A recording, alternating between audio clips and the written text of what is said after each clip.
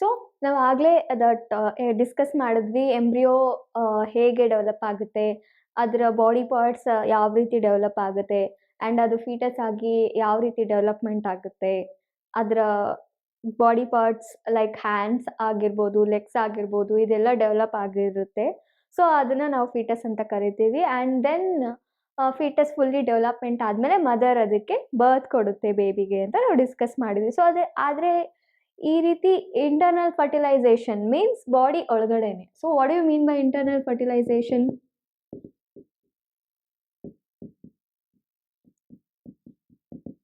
Internal fertilization ಅಂದರೆ which takes place inside the body of an organism. Body of an organism. Body of an organism. So ಅದನ್ನ ನಾವು internal fertilization ಅಂತ ಕರಿತೀವಿ. So it takes place in humans, cows, dogs etcetera.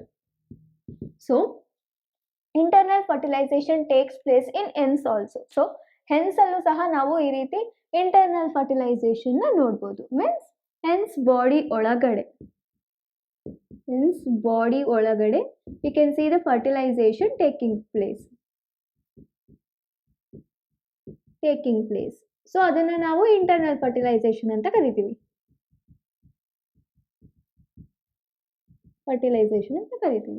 So in the body of the hen.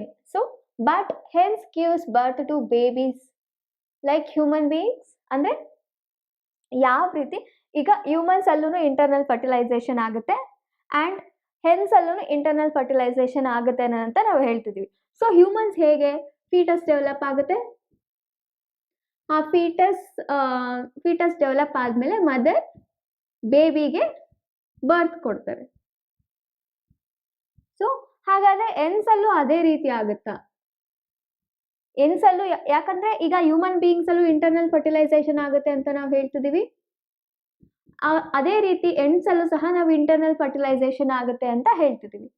So ಹಾಗಿದ್ರೆ hence ಸಹ ಇದೇ ರೀತಿ hence ಒಳಗಡೆ uterus ಒಳಗಡೆ ಇದೇ ರೀತಿ ಎಂಬ್ರಿಯೋ ಫಾರ್ಮ್ ಆಗಿ ಎಂಬ್ರಿಯೋ ಫೀಟಸ್ ಆಗಿ ಡೆವಲಪ್ ಆಗಿ ಅದೇ ಮದರ್ ಮೀನ್ಸ್ ಇಲ್ಲಿ ನಮಗೆ ಹೆಣ್ ಬರುತ್ತೆ. ಸೊ ಹೆಣ್ ಅದೇ ರೀತಿ ಬೇಬೀಸ್ಗೆ ಬರ್ತ್ ಕೊಡುತ್ತಾ? ಸೊ ನಮಗೆಲ್ಲರಿಗೂ ಗೊತ್ತು ದಟ್ ಈ ರೀತಿ ಫೀಟಸ್ ಫಾರ್ಮೇಷನ್ ಆಗಿ ಆ ಫೀಟಸ್ ಫುಲ್ಲಿ ಡೆವಲಪ್ ಆಗಿ ಮದರ್ ಅದಕ್ಕೆ ಬರ್ತ್ ಕೊಡೋದು ನಾವು ಹೆನ್ಸಲ್ಲಿ ನೋಡೋಕ್ಕಾಗಲ್ಲ. It is not in the same of like humans ಅಲ್ಲಿ ನಾವು ಯಾವ ರೀತಿ ಫೀಟಸ್ ಡೆವಲಪ್ ಆಗಿ ಮದರ್ ಅದಕ್ಕೆ ಬರ್ತ್ ಕೊಡುತ್ತೋ ನಾವು ಹೆನ್ಸಲ್ಲೂ ಅದೇ ರೀತಿ ನಮಗೆ ನೋಡೋದಕ್ಕೆ ಸಿಗೋದಿಲ್ಲ. So in hen also fertilization takes place internal ಫರ್ಟಿಲೈಸೇಷನ್ನೇ ಆಗೋದು. ಬಟ್ ಆ ಹೆನ್ಸಲ್ಲಿ ಇದೇ ರೀತಿ ಫೀಟಸ್ ಫಾರ್ಮ್ ಆಗಿ ಮದರ್ ಅದಕ್ಕೆ ಬರ್ತ್ ಕೊಡಲ್ಲ.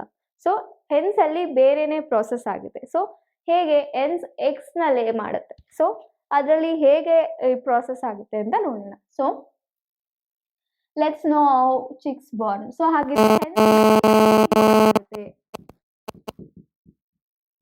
ಈ ರೀತಿ ಫೀಟಸ್ ಫಾರ್ಮ್ ಆಗಿ ಅದರಿಂದ ಮದರ್ ಬೇಬಿಗೆ ಬರ್ತ್ ಕೊಡ್ತಿಲ್ಲ. ಸೊ ಇಲ್ಲಿ ಬೇರೆನೇ ಪ್ರೋಸೆಸ್ ಆಗ್ತಿದೆ. ಸೊ ಹಾಗಿದ್ರೆ ಹೆಣ್ಣಿಂದ ಚಿಕ್ಸ್ ಹೇಗೆ ಬಾರ್ನ್ ಆಯ್ತು ಅಂತ ನೋಡೋಣ. So soon after fertilization zygote divides repeatedly and travel down to the oviduct. So ಏನಾಗುತ್ತೆ, male and female gametes fuse ಆಗುತ್ತೆ. Fusion takes place and this leads to the formation of zygote. So zygote ಅಂದ್ರೆ it is the beginning of a new individual.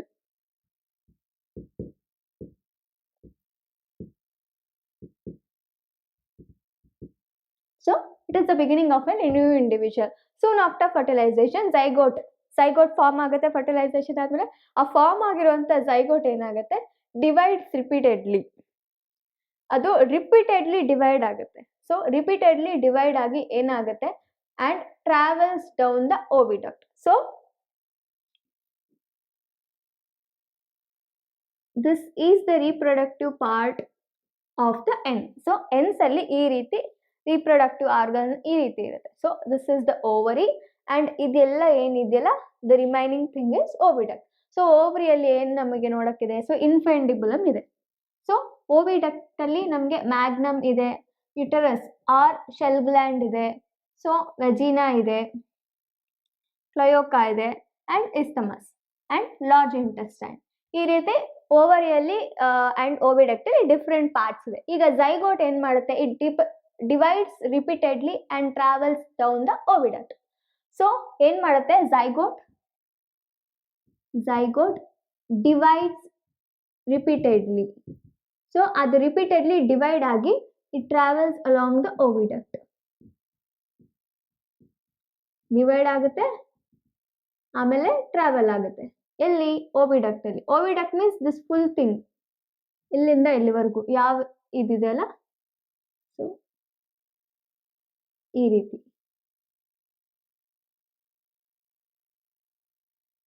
So ಇಲ್ಲಿ uterus ಇದೆ. So ಈ ರೀತಿ zygote divide ಆಗಿ ಓವಿಡಕ್ಟ್ ಮುಖಾಂತರ travel ಆಗುತ್ತೆ.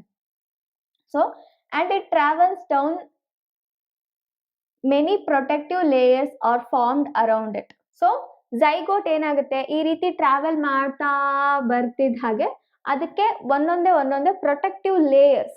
So ಈ ಝೈಗೋಟ್ ಏನಿದೆ ಅಲ್ಲ, ಫಾರ್ ಎಕ್ಸಾಂಪಲ್ ನಾವು ಇದನ್ನ ಝೈಗೋಟ್ ಅಂತ ಕನ್ಸಿಡರ್ ಮಾಡಿದ್ರೆ, ಈ ಝೈಗೋಟ್ ಸುತ್ತಮುತ್ತ ಪ್ರೊಟೆಕ್ಟಿವ್ ಲೇಯರ್ಸ್ ಫಾರ್ಮ್ ಆಗೋದಕ್ಕೆ ಸ್ಟಾರ್ಟ್ ಆಗುತ್ತೆ.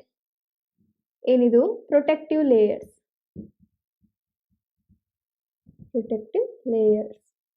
ಸೊ ಹೇಗೆ ಫಾರ್ಮ್ ಆಗುತ್ತೆ, ಒನ್ಸ್ ಝೈಗೋಟ್ ಈ ಓವಿಡಕ್ಟ್ ಮುಖಾಂತರ ಟ್ರಾವೆಲ್ ಆಗ್ತಾ ಬರ್ತಿರುತ್ತೆ. ಸೊ ಆಗ ಈ ರೀತಿ ಪ್ರೊಟೆಕ್ಟಿವ್ ಲೇಯರ್ಸ್ ಫಾರ್ಮ್ ಆಗುತ್ತೆ. ಯಾವುದಕ್ಕೆ, ಝೈಗೋಟ್ಗೆ. ಸೊ ಏನಿದು ಪ್ರೊಟೆಕ್ಟಿವ್ ಲೇಯರ್ಸ್ ಯಾಕೆ ಫಾರ್ಮ್ ಆಗ್ತದೆ ಅಂತ ಅಂದ್ರೆ, ಸೊ ಅದು ಈಗ ಎಗ್ ಫಾರ್ಮ್ ಆಗ್ತದೆ, means zygote is the beginning of A new individual ಅಲ್ವಾ. ಸೊ ಆ ಬಿಗಿನಿಂಗ್ ಅದು ಏನಾದ್ರೂ ಇನ್ ಕೇಸ್ ಅದಕ್ಕೆ ಏನಾದ್ರೂ ಹಾರ್ಮ್ ಆದ್ರೆ, ಸೊ ಅದನ್ನ ಪ್ರೊಟೆಕ್ಟ್ ಮಾಡ್ಕೋಬೇಕು. ಸೊ ಆ ಪ್ರೊಟೆಕ್ಟ್ ಮಾಡ್ಕೊಳ್ಳೋದಕ್ಕೆ ಏನಂತಂದ್ರೆ ಈ ರೀತಿ ಡಿಫ್ರೆಂಟ್ ಪ್ರೊಟೆಕ್ಟಿವ್ ಲೇಯರ್ಸ್ ಫಾರ್ಮ್ ಆಗುತ್ತೆ. ಸೊ ಯಾವೆಲ್ಲ ಅಂತ ನೋಡೋಣ. Protective, so as it travels down many protective layers are formed around it. Many protective layers ಅದ್ರ ಸುತ್ತಮುತ್ತ ಫಾರ್ಮ್ ಆಗುತ್ತೆ.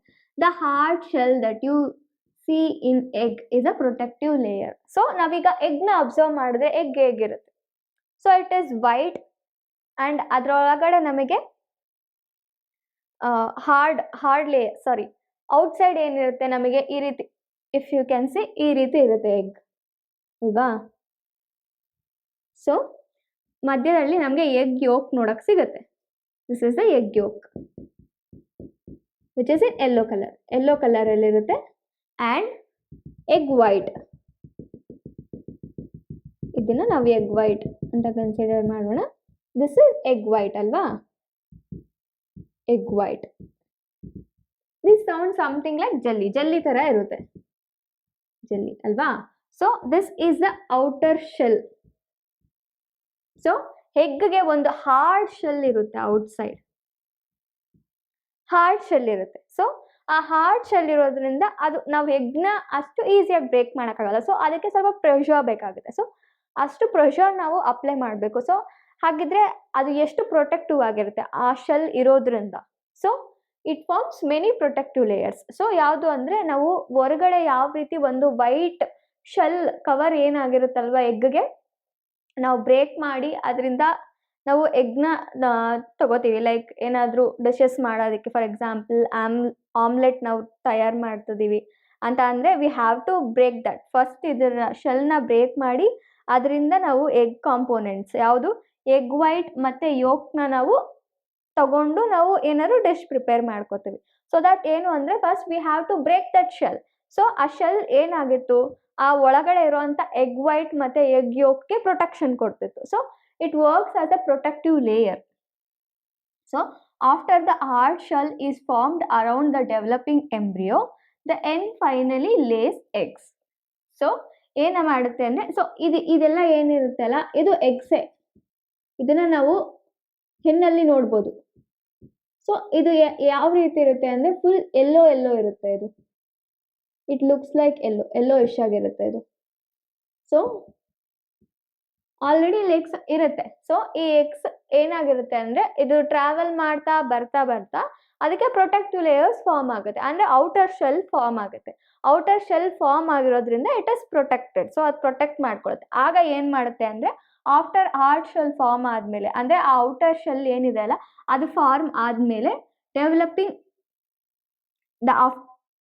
after the hard shell is formed around the developing embryo. So that is the embryo. ಅದರೊಳಗಡೆ ಏನಿರುತ್ತೆ ಅಲ್ಲ ಆ egg, for example ಇಲ್ಲಿಗೆ protective layer ಬಂದಿದೆ, ಇದರೊಳಗಡೆ ಎಂಬ್ರಿಯೋ ಇರುತ್ತೆ. ಯಾವುದು? ಚಿಕ್ನ ಎಂಬ್ರಿಯೋ ಇರುತ್ತೆ. ಸೊ ಆ ಚಿಕ್ನ ಎಂಬ್ರಿಯೋ ಏನಾಗಿರುತ್ತೆ? ಪ್ರೊಟೆಕ್ಟೆಡ್ ಆಗಿರುತ್ತೆ ಆ ಔಟರ್ ಶೆಲ್ ಅಲ್ಲಿ. So the developing embryo and the hen finally lays eggs. So ಅಷ್ಟು ಆದಮೇಲೆ ಏನು ಮಾಡುತ್ತೆ? ಹೆನ್ ಎಗ್ಸ್ನ ಲೇ ಮಾಡುತ್ತೆ. ಸಾರಿ, ಹೆನ್ ಎಗ್ಸ್ನ ಲೇ ಮಾಡುತ್ತೆ. ವೈ ಅಂದರೆ ಅದಕ್ಕೆ ಈಗ ಅದನ್ನ ಆ ಎಗ್ನ ಪ್ರೊಟೆಕ್ಟ್ ಮಾಡ್ಕೊಳ್ಳೋದಕ್ಕೆ ಒಂದು ಔಟರ್ ಪ್ರೊಟೆಕ್ಟಿಂಗ್ ಲೇಯರ್ ಇದೆ, that is outer shell, what we C in eggs. So ಆ ಶೆಲ್ ಇರೋದ್ರಿಂದ ಸೊ ಅದು ಪ್ರೊಟೆಕ್ಟಿವ್ ಆಗಿರುತ್ತೆ. ಸೊ ಈಗ ಏನು ಮಾಡುತ್ತೆ? ಎಗ್ಸ್ನ ಲೇ ಮಾಡುತ್ತೆ. ಸೊ ಎಗ್ಸ್ನ ಲೇ ಮಾಡಾದ್ಮೇಲೆ ಏನು ಮಾಡುತ್ತೆ ಅಂತ ನೋಡೋಣ. ಸೊ ಎಗ್ಸಲ್ಲಿ ನಾವು ಯಾವ ರೀತಿ ಎಂಬ್ರಿಯೋ ಫಾರ್ಮ್ ಆಗುತ್ತೆ ಅಂಡ್ ಅದು ಯಾವ ರೀತಿ ಡೆವಲಪ್ ಆಗುತ್ತೆ, ಎಗ್ಸ್ನ ಯಾವ ರೀತಿ ಲೇ ಮಾಡುತ್ತೆ ಅಂತ ನೋಡ್ತಾ ಇದ್ವಿ. So let's continue that. After a hard shell is formed around the embryo, hen lays eggs. So ಆಗಲೇ ನಾವೇನು ಡಿಸ್ಕಸ್ ಮಾಡಿದ್ವಿ? ಸೊ ಈ ರೀತಿ ಎಗ್ಸ್, ಯೆಲ್ಲೋ ಕಲರ್ಡ್ ಎಗ್ಸ್ ನಮಗೆ ನೋಡಕ್ಕೆ ಸಿಗುತ್ತೆ. ಆ್ಯಂಡ್ ಅದೇನು ಮಾಡುತ್ತೆ? ಓವಿಡಕ್ಟ್ ಮುಖಾಂತರ ಪಾಸ್ ಆಗುತ್ತೆ. ಇಟ್ ಪಾಸಸ್ ಆ್ಯಂಡ್ ಯುಟೆರಸ್ ಅಲ್ಲಿ ಏನು ಮಾಡುತ್ತೆ? ಆ ಎಂಬ್ರಿಯೋ ಡೆವಲಪ್ ಆಗುತ್ತೆ ಅಲ್ವಾ? So then hens gives birth to chicks. So ಈ ಎಂಬ್ರಿಯೋ ಯುಟೆರಸ್ ಅಲ್ಲಿರುವಾಗ ಏನಾಗುತ್ತೆ? ಪ್ರೊಟೆಕ್ಟಿವ್ ಲೇಯರ್ ಫಾರ್ಮ್ ಆಗುತ್ತೆ.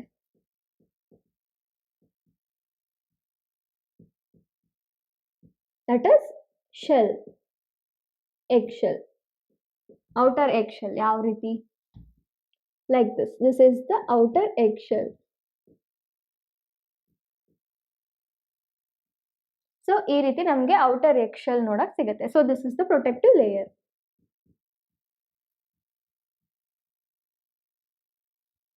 So after the hard shell is formed around it, embryo means embryo, hen lays eggs. So ಆಗ ಹೆನ್ ಏನು ಮಾಡುತ್ತೆ? ಎಗ್ಸ್ನ ಲೇ ಮಾಡುತ್ತೆ. So suppose let's say hens ಈ ರೀತಿ ಎಗ್ಸ್ನ ಲೇ ಮಾಡಿದೆ. So it has lain its eggs. The embryo takes totally 3 weeks to develop a chick. So ಏನು ಆ ಚಿಕ್ ಡೆವಲಪ್ ಆಗೋದಕ್ಕೆ ಮೀನ್ಸ್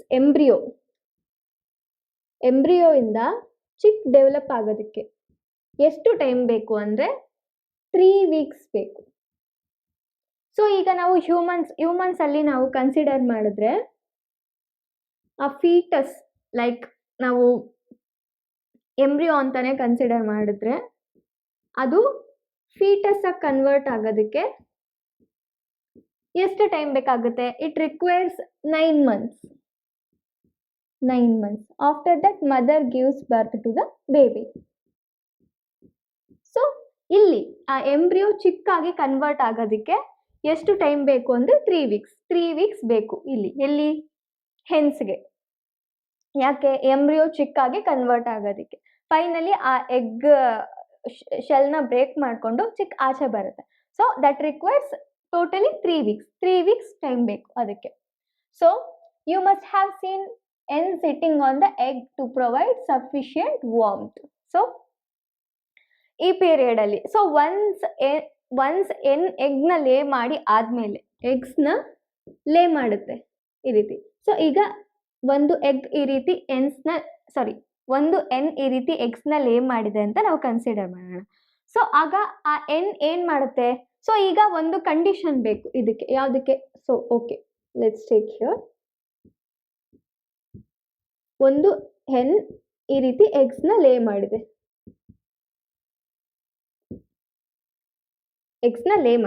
ಸೊ ಈಗ ಈ ಎಗ್ಸ್ ಅಂದ್ರೆ ಅದರಲ್ಲಿರುವಂಥ ಎಂಬ್ರಿಯೋ ಚಿಕ್ಕಾಗಿ ಕನ್ವರ್ಟ್ ಮಾಡೋದಕ್ಕೆ ಅದಕ್ಕೆ ಒಂದು ಕಂಡೀಷನ್ ಬೇಕು.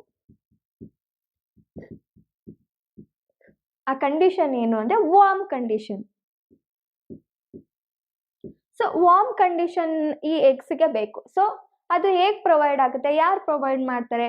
ಹೆನ್ ಪ್ರೊವೈಡ್ ಮಾಡುತ್ತೆ, because it is the mother ಅಲ್ವಾ. ಸೊ ಇದು ಹೆನ್ ಪ್ರೊವೈಡ್ ಮಾಡುತ್ತೆ. ಹೇಗೆ? By sitting on it.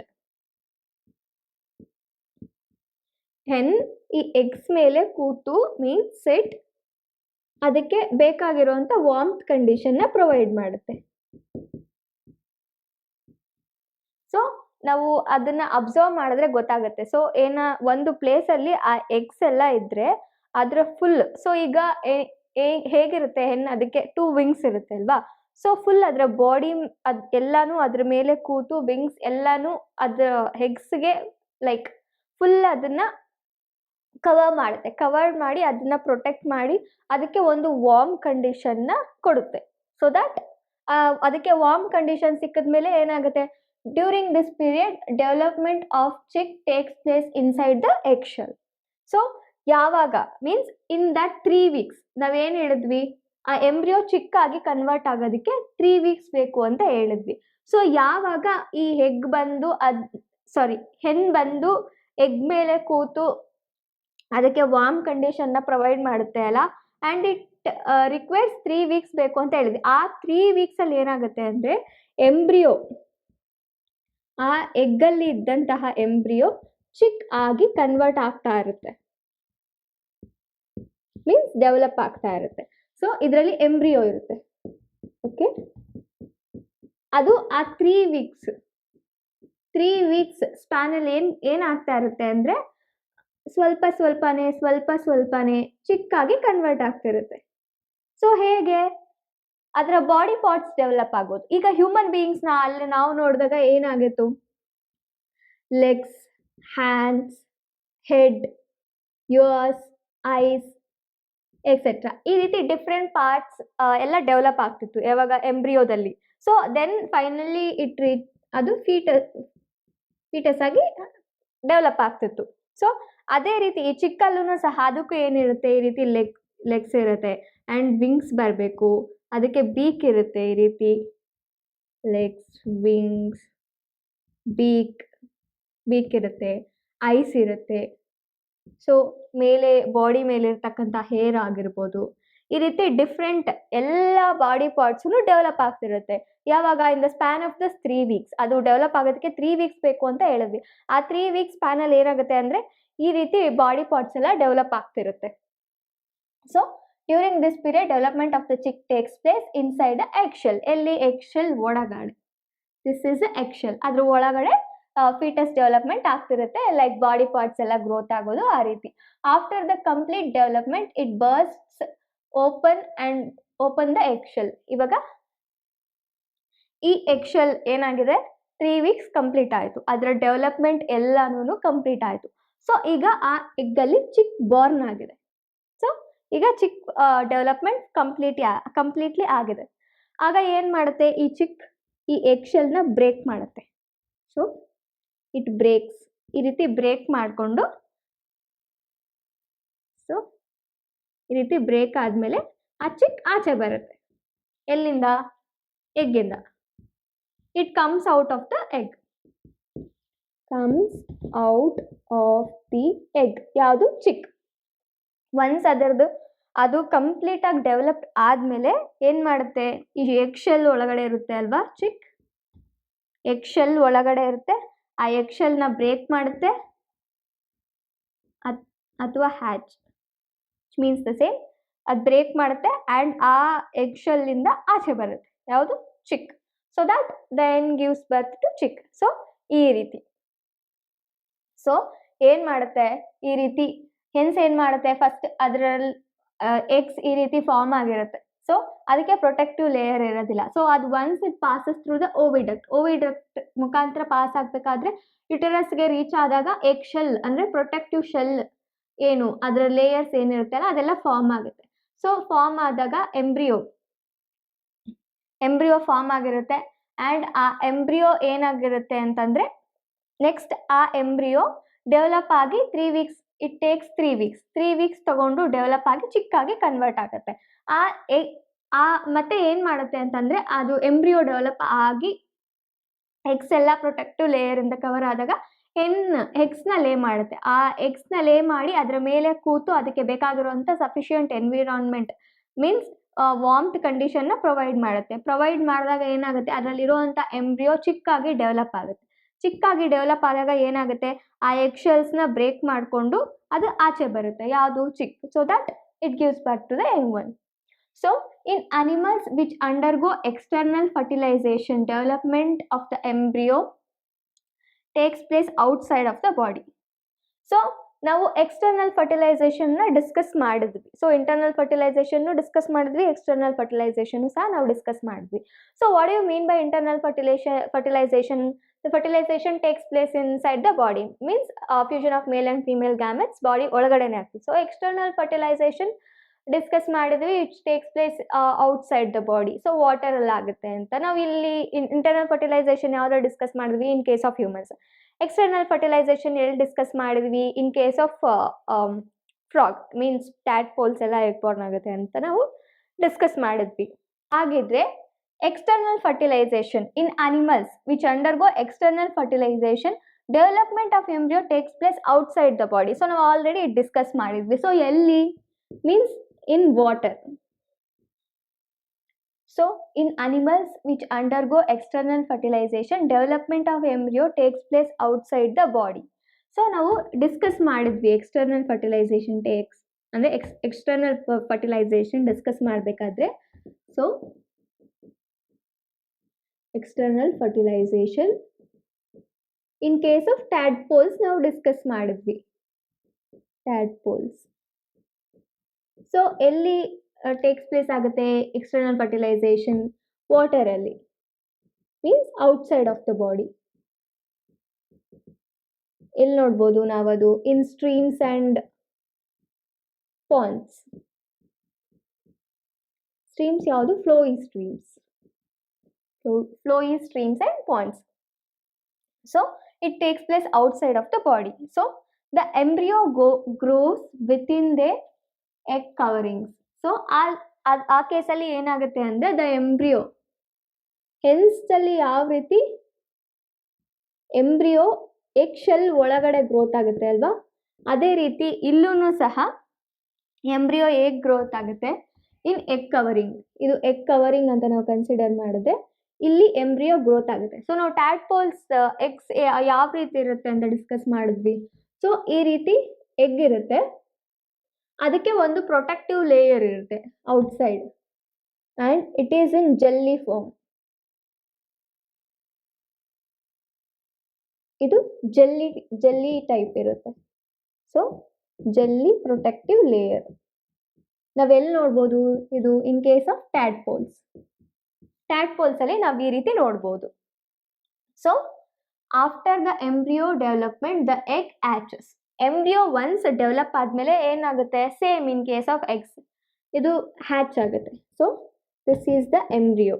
Embryo complete ಆಗಿ ಏನಾಗಿದೆ? ಡೆವಲಪ್ ಆಗಿದೆ. ಸೊ ಈಗ ಯಂಗ್ ಒನ್ ರೆಡಿ ಇದೆ. ಯಂಗ್ ಒನ್ ಯಾವುದು? ಟ್ಯಾಡ್ಪೋಲ್. ಸೊ ಟ್ಯಾಡ್ಪೋಲ್ ರೆಡಿ ಇದೆ. ಸೊ ಆಗ ಏನು ಮಾಡುತ್ತೆ? It hatches the egg or break. ಈ ರೀತಿ ಟ್ಯಾಡ್ಪೋಲ್ ಬ್ರೇಕ್ ಮಾಡುತ್ತೆ ಆರ್ ಹ್ಯಾಚ್ ಮಾಡುತ್ತೆ ಅಂಡ್ ಈ ರೀತಿ ಟ್ಯಾಡ್ಪೋಲ್ಸ್ ಆಚೆ ಬರುತ್ತೆ.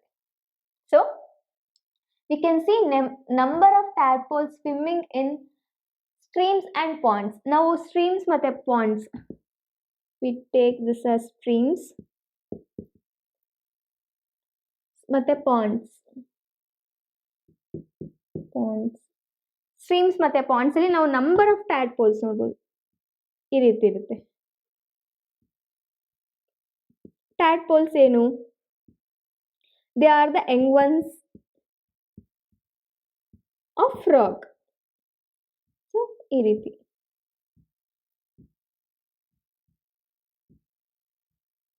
ನಾವು ಪಾಂಡ್ಸ್ ಮತ್ತು ಸ್ಟ್ರೀಮ್ಸ್ ಅಲ್ಲಿ ಅಬ್ಸರ್ವ್ ಮಾಡಿದ್ರೆ ಈ ರೀತಿ ನಂಬರ್ ಆಫ್ ಒಂದಲ್ಲ ಎರಡಲ್ಲ ತುಂಬ ನಂಬರಲ್ಲಿ ನಾವು ಟ್ಯಾಡ್ಪೋಲ್ಸ್ನ ನೋಡ್ಬೋದು.